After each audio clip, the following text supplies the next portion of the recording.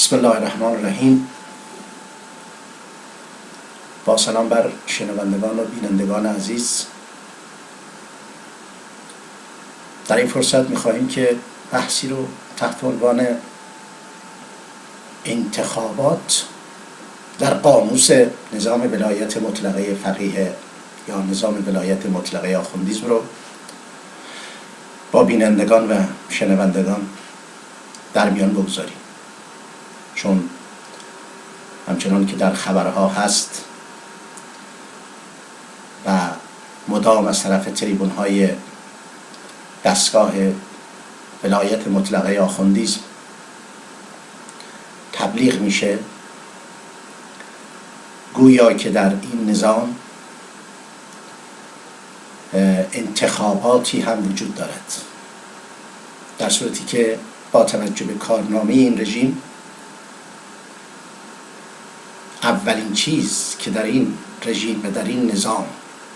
و برای پایه‌گذاری نظام ولایت مطلقه آخوندیسم سر بریده شد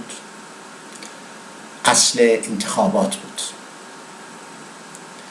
یادمون هست که خمینی در مقابل پیشنهاد سازمان مجاهدین خلق در ائتلافی با نیروهای ملی و آزادیخواه دیگر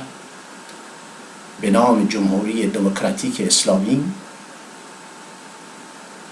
عکس العمل نشان داد و گفت که جمهوری اسلامی نه یک کلمه کم و نه یک کلمه زیاد. اولین هژمونی طلبی بود که خمینی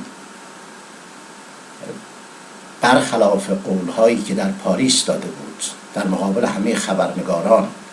در مقابل افکار عمومی جهان که ما در مقوله حاکمیت و سیاست دخالت نمی کنیم، روحانیت دخالتی نداره و ما از این طریق نمی خواهیم که برای خودمون منافع و مصالحی رو به دست بیاوریم و صرفاً این کارها برای رضای خدا و برای مردم ایران هست. ولی چنان که شاهد بودیم قضیه برعکس آن شد و خمینی اولین عکس العمل رو در مقابل پیشنهاد بخشی از نیروهای سیاسی که با رژیم شاه مبارزه کرده بودند، برخلاف روحانیتی که در کنار و در حاشیه نشسته بود و برخوردار از مطامع همکاری‌های کاشانی با کودتای 28 مرداد بود و منبر خودشون رو داشتن، دفتر و دستک خود را داشتن و هر از گاهی هم لغزی رو در رابطه با نظام کودتاچی سلطنتی هم می‌خواندند در منبرها و در محرابها و آن هم به افتخار این که یا جزوی از شریعتی رو به عنوان معلم شهید انقلاب رو با خودشون دارن یا اون رو تبلیغ میکنن، یا اینکه گرایشی یا آشنایی یا سمپاتی حداقلی به سازمان مجاهدین خلق دارن. اون اعتبارشون هم در میان جریان‌های روشنفکر مذهبی و غیر مذهبی و جریان‌های مبارزاتی هم این اعتبار را هم از این طریق داشتن و نه چیز دیگر. در حال 11مین دوره این خیمه شب بازی انتصابات نظام ولایت مطلقه آخوندیسم هست و برنامه‌های عجیب و غریبی که در خارج از ایران و در داخل ایران سازماندهی میشه و تدارک میشه. همه بینندگان و شنوندگان عزیز بر این امر اطلاع دارند که دموکراسی یک اهرم‌ها و راهکارهایی داره. ما ایرانیان خارج کشور با زندگی در نظام‌های سیاسی دموکراتیک از سوسیال دموکراسی تا لیبرال دموکراسی این حداقل‌ها رو شاهد بودیم که انتخابات یک مفهومی هست، یک شیوهی هست در نظام‌های سیاسی دموکراتیک. در جایی که دموکراسی حاکم هست حرف از انتخابات است و الا در نظام‌های استبدادی و اون هم از نوع استبدادهای فاشیستی مثل رژیم ولایت مطلقه، ما با مطرح کردن مفهوم انتخابات در قاموس این رژیم در واقع به این سوژه، به این اصطلاح سیاسی یک نوع در لفظم که باشه خیانت میکنیم. اگر توده اکثریتی پیرو خط امام یا سلطنت طلبی که با رژیم و مافیای مالی و تجاری رژیم پل زده و از طریق خاتمی در حرکت برای آزادسازی قدس از طریق کربلا حاضر هست که در جنگ او شرکت بکنه، در جنگ ضد میهنی او شرکت کنه، برای ما، برای تمام نیروهای سیاسی دیگر که برای آزادی و برای دموکراسی مبارزه کردن و مبارزه میکنن، این امر روشن هست که تا زمانی که دیکتاتوری ولایت مطلقه حاکم بر اون کشور، تعیین کننده صندوق ها، تعیین کننده صلاحیت که چه کسانی میتوانند رأی بدهند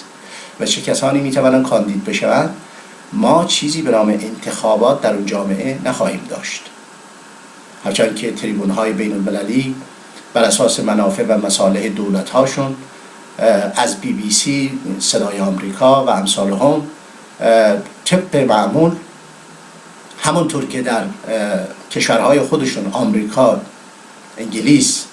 و کشورهای دیگر اروپایی که مقوله دموکراسی و انتخابات یک مسئله هست حل شده، یک مسئله هست به صورت قاعده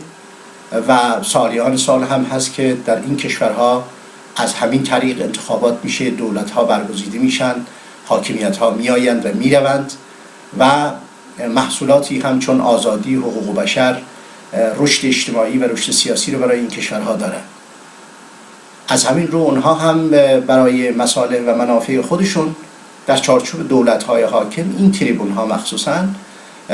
تبلیغ می‌کنند امروز برای خیمه شب‌بازی انتصابات نظام فاشیستی ولایت مطلقه. اینه که افکار عمومی هم از این طریق دچار یک نوع سانسور هست و دچار یک نوع تناقض هست که چه قضاوتی رو باید در رابطه با این خیمه شب‌بازی به نام انتصابات کرد. چرا رادیوها و تلویزیون‌های مثل تلویزیون BBC یا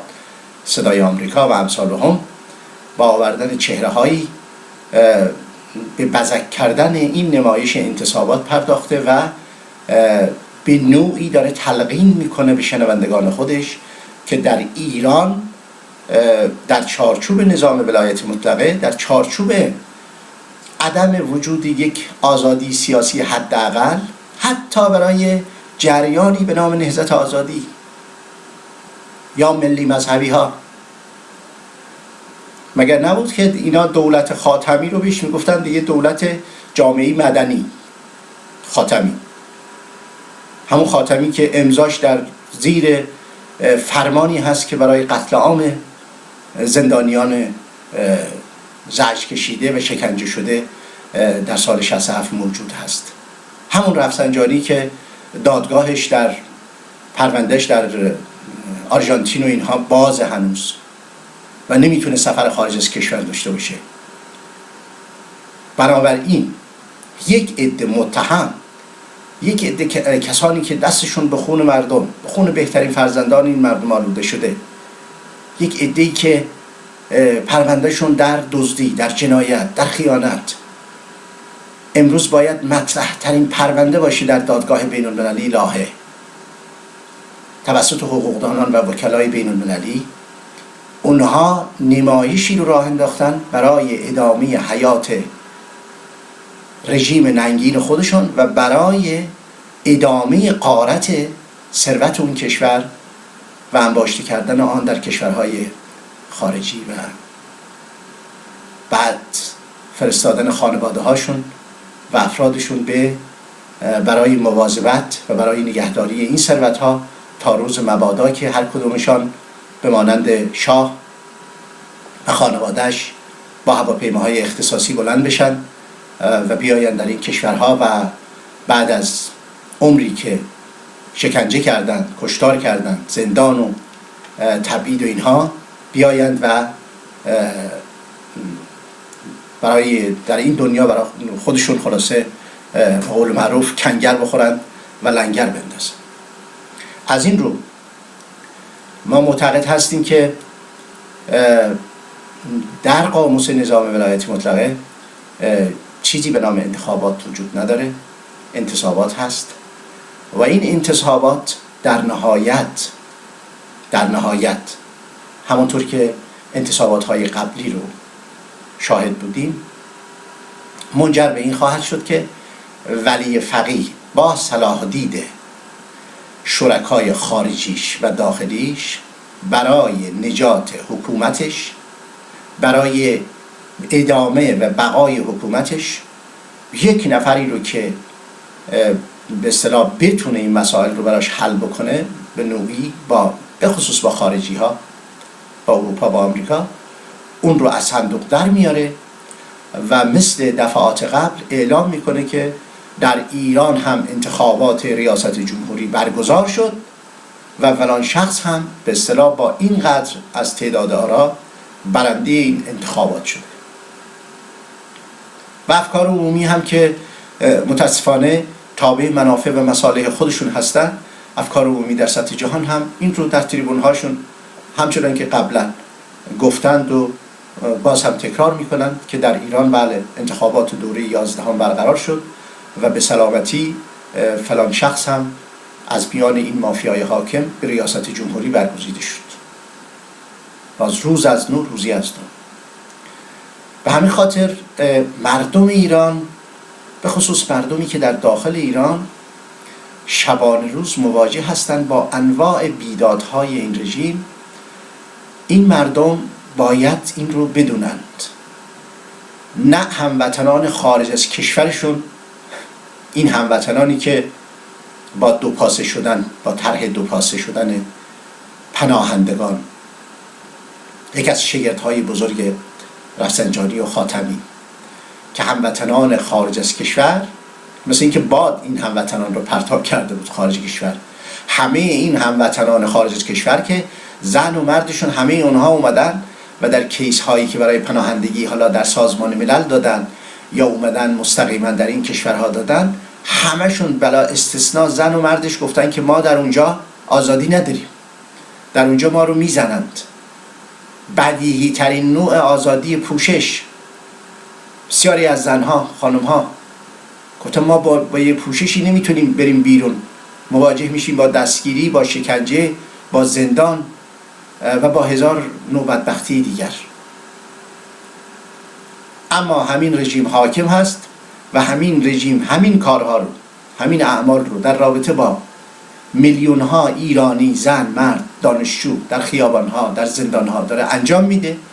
ولی اینها به قول گزارش پنتاگون که یک گفتار کوتاهی را ما در این رابطه در یک ویدئویی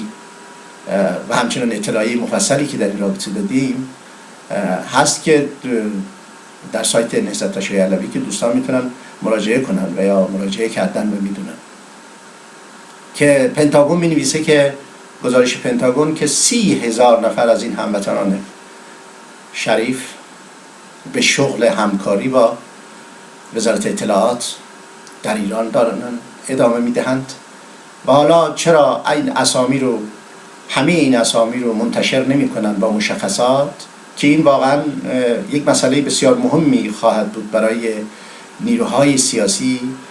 که در داخل و در خارج برای آزادی و برای استقرار دموکراسی در این کشور دارن مبارزه میکنن. حداقل بدونن که با چه طیف از هموطنانی روبرو هستن که به قیمت جان بهترین فرزندان مردم ایران پناهندگی گرفتن و از قبل این پناهندگی با دوپاسه شدن الان در خدمت وزارت اطلاعات رژیم هستند و با اون دارن همکاری میکنن. در هر حال این مسائل پیرامون به اصطلاح مسائل سیاسی ایران در مجموع از یک زاویه به همه اینها نمیشه پرداخت و در یک وقت محدود ویدئویی در اطلاعیه های مفصل نهضت تشیع علوی ما در این رابطه گفتیم و نوشتیم و باز هم میگوییم و باز هم مینویسیم که با اینکه سازمان‌ها و جریان‌های سیاسی دیگر هم بارها به این مسائل پرداختن. از این رو این نمایش 11مین دوره انتصابات دیکتاتوری ولایت مطلقه آخوندیسم تنها برای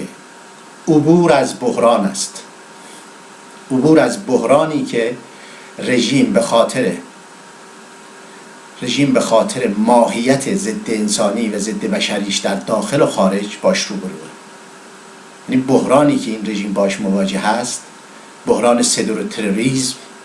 بحران قاچاق، بحران جنگ طلبی و جنگ گستری، تشویق و تبلیغ تروریسم بین المللی و سرکوب گسترده مردم ایران، این رژیم رو دچار بحران کرده و احمدی نژاد و برآمدن احمدی نژاد از صندوق‌ها اتفاقاً یکی از محصولات همین بحران بود. ما دیدیم که احمدی نژاد نتوانست به اصطلاح بحران این رژیم رو کنترل بکنه، بلکه به این بحران دامنم زد. چرا؟ برای اینکه خود احمدی نژاد یکی از عوامل این بحرانه. برای اینکه احمدی نژاد از سوی سپاه پاسدارانی برگزیده شده و توسط ولایت مطلقه هم تایید شده که این سپاه پاسداران الان دیگه حاضر نیست به قدرت 50-50. یعنی سپاه پاسداران دیگه حاضر نیست که 50% قدرت رو روحانیت داشته باشه، 50% رو همونها داشته باشه. سپاه با لیست کردن تمام کارهای خودش برای نظام ولایت فقیه، از تروریسم در خارج، از صدور انقلاب نمیدونم به کشورهای اطراف، از سرکوب گسترده و مداوم مردم ایران در خیابان و در بیابان و در زندان، این کارنامه سپاه پاسداران. سپاه پاسداران با توجه به این کارنامه و با توجه به نعمت سرشاری که از این قبل نصیب روحانیت شده، از پست قدرت، تخت قدرت، ریاست تا مسائل مالی، تا امکانات مالی، این بار سپاه پاسداران توسط احمدی نژاد اتمام حجت میکنه به این روحانیت که مایی که همه این کارها رو انجام دادیم و فردا روزی با برافتادن این نظام مردم ایران و تمامی کسانی که حقوقشون به این صورت توسط ما از بین رفته، تضییع شده، اونها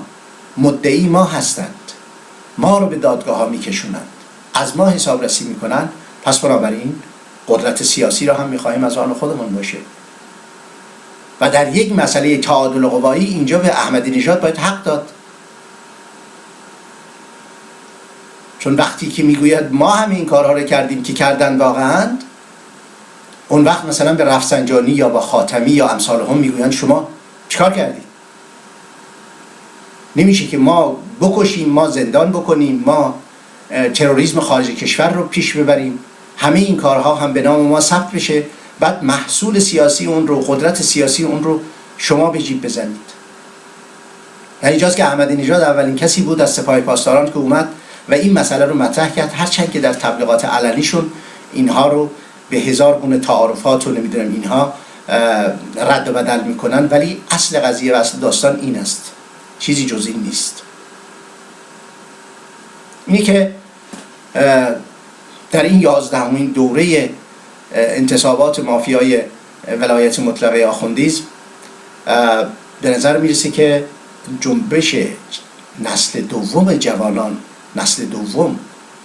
با اتکا به تجربیات بسیار پرهزینه و گران قیمت نسل انقلاب در ایستادگی و مقاومت و مبارزه بر علیه این رژیم به حدی از آگاهی فکری و سازماندهی رسیده که رژیم ولایت رو در همه حوزه ها و در همه به اصطلاح باندهاش دچار یک تنش، دچار یک تناقض و تضادهای ماهوی کرده. احمدی نژاد با خاتمی وقتی که به اصطلاح به نمایش و به جولان میپردازه، در نهایت خود خاتمی و احمدی نژاد و رفسنجانی وقتی که با همدیگر می نشینند میگویند اگر خیمه ولایت سوس شود و خیمه ولایت سرنگون شود، همه ما زیان خواهیم دید. در گفتارهاشون در نوشته هاشون بارها به این مسئله به نوعی در لفافه اشاره کردند. بعضی جاها هم که از تریبون های نماز جمعه و غیره به صراحت این رو اعلام کردند که اگر خیمه ولایت مطلقه آخوندیزم دچار خطری بشه و این خیمه بلرزه و این خیمه سقوط بکنه، نه از تاک نشان خواهند و نه از تاک نشان. و این رو به درستی فهمیدن و میدونن که داستان اینه. اما سپاه پاسداران گوشش به این حرفا بدهکار نیست. سپاه پاسداران به خصوص در با رهبریت شخصی به نام احمدی نژاد که الان رئیس جمهور نظام هم هست گوشش بدهکار نیست و ما میبینیم که با رفسنجانی و خانواده‌اش، با نمیدونم امثال خاتمی ها و غیر ذالک، اینها حداقل اگر به صورت نمایش هم شده اینا برخوردهایی میکنن که اونا هیچ وقت در انتظارش نبودن. خب این طبیعی هست. از یک سو هم وقتی به قضیه نگاه میکنیم طبیعی هست که وقتی ثروتی که توسط راهزنها غارت شده، کاروانی که توسط راهزنها و گردن زنها غارت شده، این صاحبان این ثروت مسروقه وقتی که اتحاد بکنن، وقتی که به درجه از قدرتمندی برسن که بتوانن دزدهای سرگردنه رو مهار کنن و اونها رو دستگیر کنن و اونها رو به محاکمه بکشن، اون زمان این دزدها برای اینکه جرم خودشون رو تخفیف بدن تقصیر رو به گردن اون یکی دیگر میاندازند. و همین ماجرا رو ما در قاموس نظام ولایت فقیه و جریان‌های به اصطلاح سیاسی این مافیا داریم میبینیم. متهم کردن همدیگر به دزدی. حالا اونی که متهم میکنه به کسی دیگری که نمیدونم 3000 میلیارد برده، اون یکی دیگر نمیدونم میلیاردهای دیگر برده، اینها در جایی رسیدن که در یک مقاومتی رو دارن در جامعه احساس میکنن که این مقاومت اینها رو به این تناقض و به این تضاد واداشته. و الا اگر مقاومتی نبود اینها ناچار نبودن که اینجوری دست همدیگه رو بکنن یا اینکه دزدی هاشون رو به رخ همدیگر بکشن یا از جنایت ها و خیانت های همدیگر به اصطلاح پرونده لو بدن. از این رو من فکر میکنم که دوستان و شنوندگان عزیز در داخل ایران و در خارج از ایران به درستی بر این امر واقف هستند که نظام سیاسی حاکم بر ایران یک نظامی هست که بنیانش بر کودتا گذاشته شده. همونطور که کودتاچیان پهلوی با دم زدن از کوروش از 2500 سال نمیدونم تاریخ دست ساخته شده یه فرهنگستان فروغی و ابراهیم پورداوود امثال هم، نمیدونم نمایش های عجیب و غریب در تخت جمشید که نمیدونم ما از چه تباری هستیم و نمیدونم تمام جهان رو ما عظمت و تمدن و اینها بهش دادیم، همه اینها همون شاهی که تمام به اصطلاح پشتوانش این اساطیر و این داستان سازی ها و افسانه پردازی ها بود، توانایی تحمل دو حزب دست ساخته خودش رو در عرصه سیاسی نداشت. حزب ایران نوین، حزب مردم. همه ما یادمون هست که وقتی که شاه دید این دوتا با هم دیگه دوئل میکنن و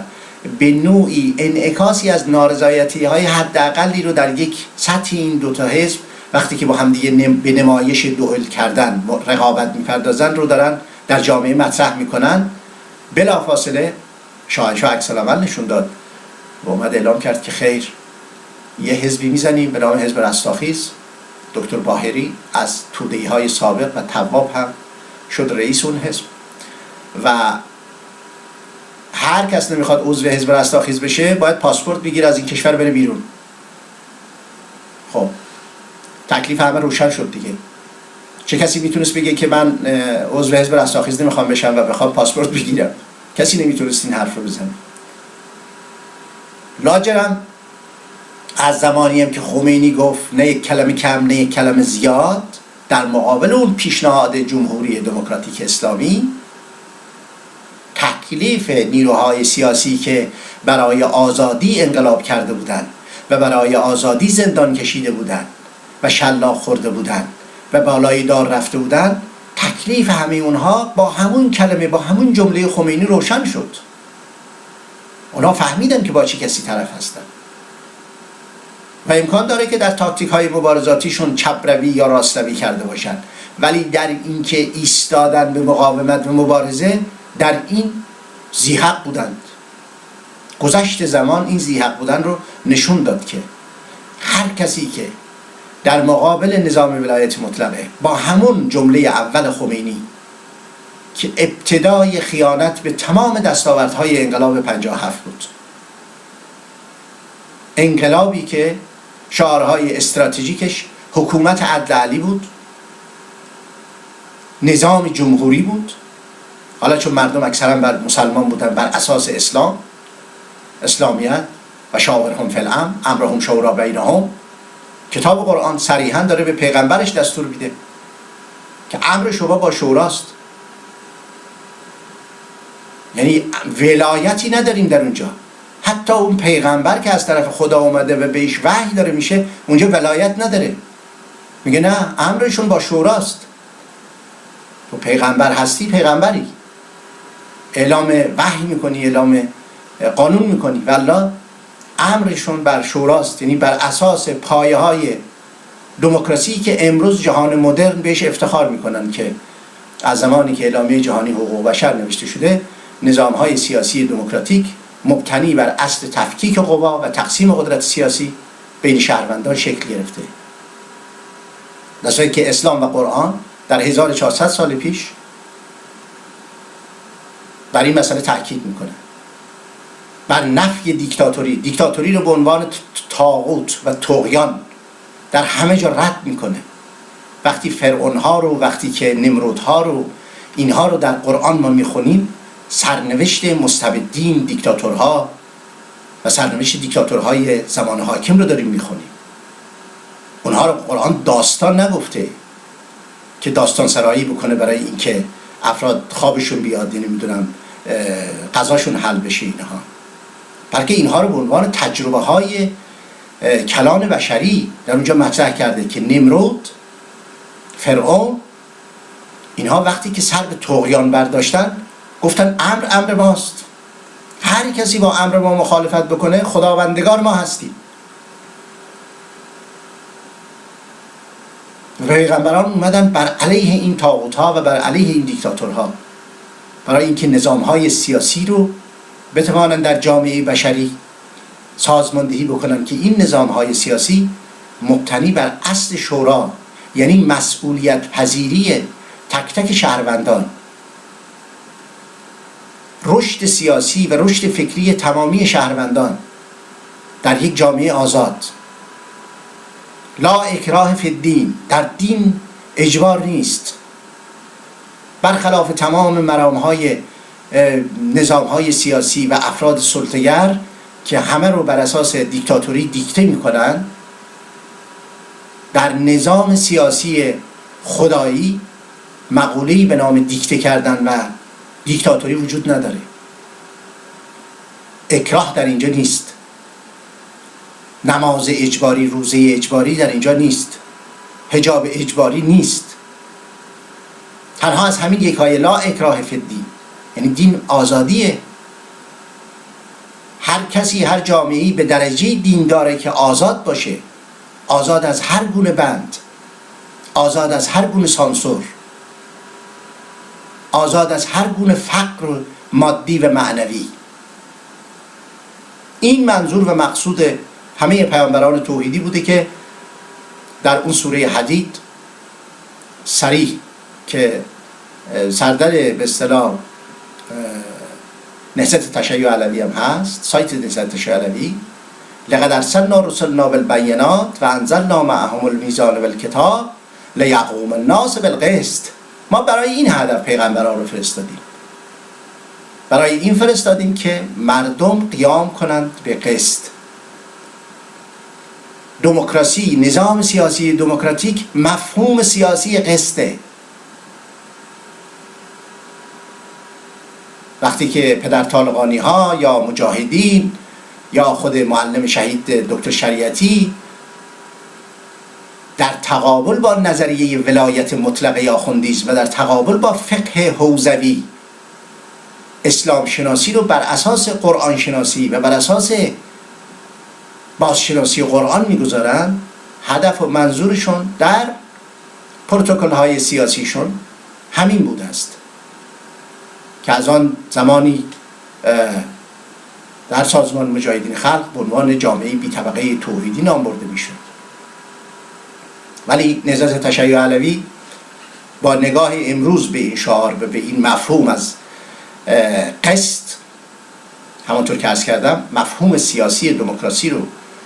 به عنوان دموکراسی توحیدی از اون عکس میکنه و قبول داره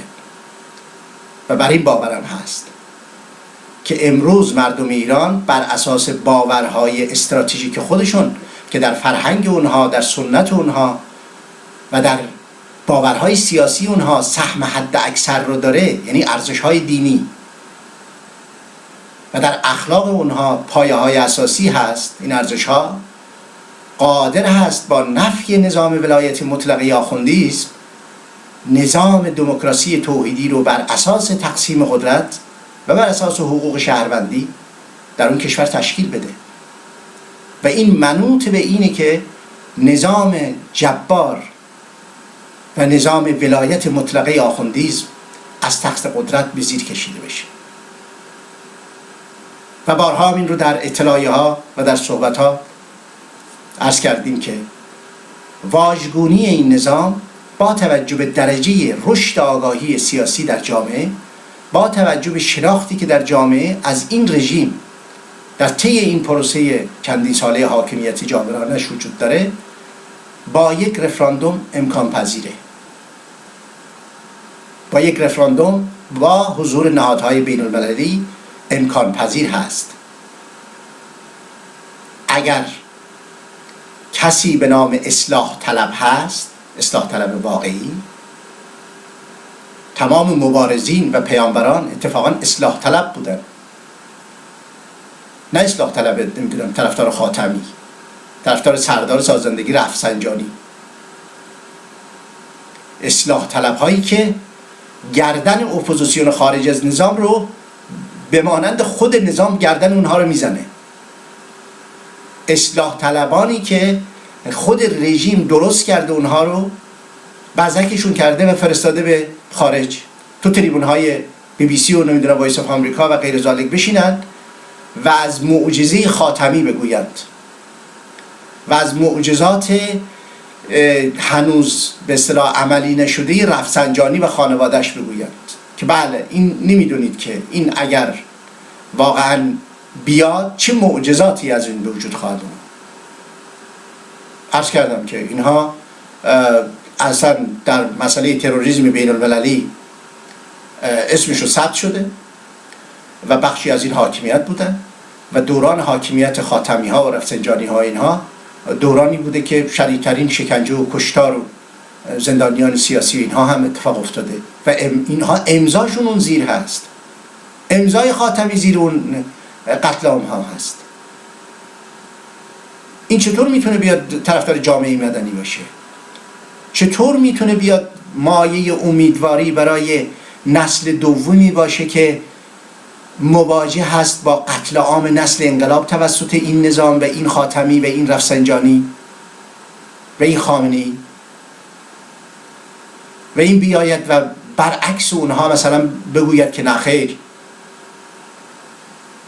مردم حق دارن انتخاب بکنن. اگر مردم به همین حقشون بخوان عمل بکنند مواجه با گلوله میشن، مواجه با زندان میشن. ستار بهشتی ها و امثالهم، اینها که دیگه جنگ مسلحانه نکرده بودن، اینها که دیگه جزء اپوزیسیون برانداز نظام نبودن که مگه ندیدیم چه به روزگارشون آوردن. بنابراین این کسانی که نشستند کماکان از طریق سلطنت و روحانیت و از طریق تحمیل هژمونی این دو جریان مافیایی و ضد آزادی کماکان در کنار دشمنان مردم ایران نشستند و حرف از آزادی، حرف از دموکراسی، حرف از حقوق بشر میزنند، اینها دست کمی از لاجوردی ها و امثال اونها آدمخوارهای دیگر ندارن. اون کسی که امروز نشسته در خارج از کشور نان پناهندگی رو میخورد و به نام اصلاح طلب از زیر قبای خاتمی سرش رو بالا میاره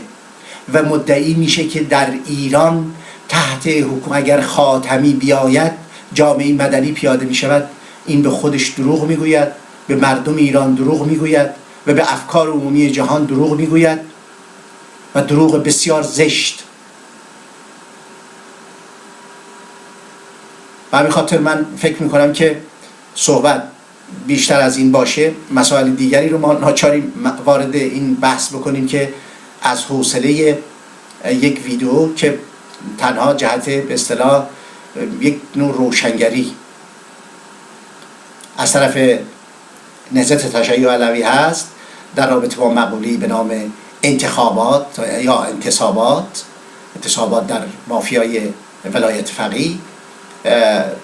و دوستان رو شاید خسته بکنه، بینندگان و شنوندگان عزیز رو. از این رو بس سخن رو تمام میکنم در اینجا و امیدوارم باز هم که دوستانی که این بحث رو گوش میدند و همچنین در سایت ما راجع به این مسائل انتخاب و انتصابات و اینها مسائلی مطرح میشه، در اونجا نوشته میشه به صورت مفصل‌تر و امیدوارم که دوستان از طریق خود ایمیل ما رو از نظرات خودشون، از نظرات اصلاحی خودشون، انتقادی خودشون برخوردار سازند. خلاصه هر نظری رو دارین ما ازش استقبال میکنیم و امیدواریم که در این رابطه بتونیم یک به اصطلاح برخورد فکری و انتقادی رو با بینندگان و شنوندگان به صورت فعال داشته باشیم. ممنونم از حوصله همه دوستان و کسانی که بالاخره این ویدیو رو دیدن و تحمل کردن ما رو. ممنون و خدا حافظ همگی.